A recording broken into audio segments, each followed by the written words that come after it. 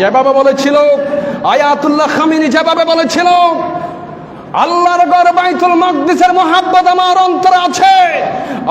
যুক্তরাষ্ট্রের president Donald Trump তোমার হাজারো এভাবে পাইতারা মুসলিম ধ্বংসের সমগ্র ষড়যন্ত্র করলেও তোমার ষড়যন্ত্র আমার অন্তরে কোনো প্রকারের ভ্রুক্ষেপ করতে পারে না। আমার অন্তরের ভিতরে কলিজা ছিঁড়ে ফেললে পাওয়া যাবে বাইতুল মাকদিসের মহাব্বত, ঠিক কিনা বলেন? আর ইরান যদি আজকে ইরানের ইসলামী বিপ্লবের নেতা যদি সেই ঘোষণা না দিত, তাহলে বোঝা যেত বিশ্বের জমিনে আল্লাহর কোরআনের পক্ষের কোন দেশ আমরা পাই নাই। যেটা পেয়েছি জীবনের সর্বশেষ পর্যন্ত আল্লাহর জমিনে মুসলিমদের পক্ষে সংগ্রাম করে যাচ্ছে, তাদের পক্ষে আপনাকে আমাকে ভোট দিতে হবে, ঠিক কিনা বলেন? সেই বর্বর ইহুদি নাস্তিক ব্লগার কাফের বেঈমান ইহুদিদের মতবাদ সারা বিশ্বের সবচাইতে জালেম, নিন্দিত, নিগৃহীত, আল্লাহর দুশমন, দ্বীনের দুশমন, ইসলামের দুশমন এই ইহুদির বাচ্চা ইহুদি এই ফরআল্লাহদেরকে জায়গা দেওয়ার কারণে তারা আজকে এই জমিন থেকে আল্লাহর ঘর সহ মুসলিম নিধন করতে চেষ্টা করতেছে। আমার আল্লাহ বলেন ইয়ামাহুন ফুই তুগয়ানহিম ইয়ামাহুন, আমি সময় দেব, একটু করে বুঝার জন্য সময় দেব। ও নেতানিয়াহু, ওই নেতা, ইহুদিদের নেতা, তুই বুঝতে বুঝ, না বুঝতে হুদাই কুদরতি ফয়সালার মাধ্যমে আবাবিল পাখি নাজিলের মাধ্যমে তোদের ইহুদিদের মতবাদ এই জমিন থেকে আল্লাহ নিস্তানাবুদ করে দেবেন, ঠিক কিনা বলেন? সেই রব আছে না নাই? মুসলমান আওয়াজ দিয়ে বলেন, সেই রব আছে না নাই? সেই ইরান বুঝতে দেরি নাই। ইহুদিরা যে কোরআনতে আল্লাহ বলছে, আল্লাহ পাক কি বলছিলেন? লা ইয়াত্তাখিযুল মুমিনুনা কাফিরিনা আউলিয়া মিন দুনিল মুমিনিন। ও ঈমানদার, আল্লাহ পাক ১৫০০ বছর আগে বলছিল ইহুদিদেরকে কোনোদিন বন্ধু বানাবে না, ইহুদি কোনোদিন ইমানদারের বন্ধু হতে পারে না। অতএব আমার বাংলাদেশে যারা ইহুদিদের মতবাদ এজেন্ডা বাস্তবায়নের জন্য বিভিন্ন সময়ে কাজ করেছে, তারা ইহুদিদের দোসর হিসাবে এই জমিনে পরিচিত হয়ে গেছে, ঠিক কিনা বলেন? সেই ইহুদিদের মতবাদ, সেই ইহুদিদের বিপক্ষে আজকে আয়াতুল্লাহ খামিনি বয়স্ক হওয়ার পরেও আল্লাহর কোরআনের অন্তত মুসলিম হিসাবে তিনি যে ঘোষণা দিয়েছে, আমাদের প্রত্যেকের ইমানের দাবি তার পক্ষে কথা বলা এবং নিগৃহীত এবং নিকৃষ্ট জাতি ইহুদিদেরকে পায়ের তলে সব সময় রাখা। আল্লাহ আমাদেরকে সেই ঈমান দান করুন, বলুন আমিন। ও মুসলমান, আওয়াজ দিয়ে বলুন আমিন। এটা ইমানি কথা, ইমানি জাজবা কথা। এই কথা যদি আপনি স্বীকৃতি না দেন, হতে পারে ক্ষতি হতে পারে। আল্লাহ তাআলা আমাদের এই মুহূর্তে এই বর্তমান চলমান পরিস্থিতিতে, আল্লাহ মুসলমান ছিল ৩১৩ জন। ইসলামের ইতিহাসের প্রথম যুদ্ধে মুসলমান ছিল মাত্র ৩১৩, আর কাফের ছিল ইহুদি নাসারা ছিল প্রায় ৯৫০ বা ১০০০। আল্লাহ মুসলমানদের কোনো অস্ত্র ছিল না, আল্লাহ মুসলমানদের কোনো ঘোড়া ছিল না, মাত্র ২টা তলোয়ার, ৬টা ঘোড়া ছিল।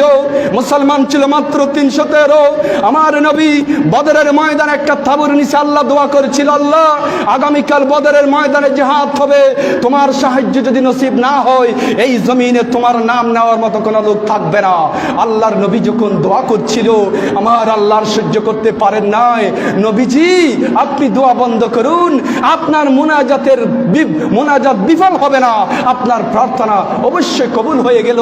এবং আল্লাহ পাক বলেন, নবী আগামীকাল যুদ্ধ শুরু হতে না হতে আসমানি মদদ ফেরেশতা নাজিল হয়ে যাবে। যখন যুদ্ধ শুরু হয়ে যায়, মুসলমান যখন কাতারবন্দি হয়ে যায়, তখন ২ জন যুবক বের হয়ে গেল, যার নাম ছিল মুআজ আর মুআওয়াজ রাদিয়াল্লাহু তাআলা। ছোট যুবক, বয়স বেশি হয় নাই। দুজন পঙ্গপালের মতো ছুটে এসে লাইনের মধ্যে দাঁড়িয়ে আব্দুল্লাহ ইবনে মাসউদ রাদিয়াল্লাহু আনহুকে বলছেন, চাচা আইনা আবু জাহেল, ইসলামের বড় দুশমন আবু জাহেল কোনটা, আপনি আমাদেরকে একটু দেখাইয়া দেন। তখন আব্দুল্লাহ ইবনে মাসউদ বলছিল, তোমরা ছোট ছেলে, কি জন্য এখানে আসলা? যাও, চলে যাও, আজকে তুমুল যুদ্ধ হবে, তোমাদেরকে দেখার মতো এই শক্তি এই সময় আমাদের হবে না।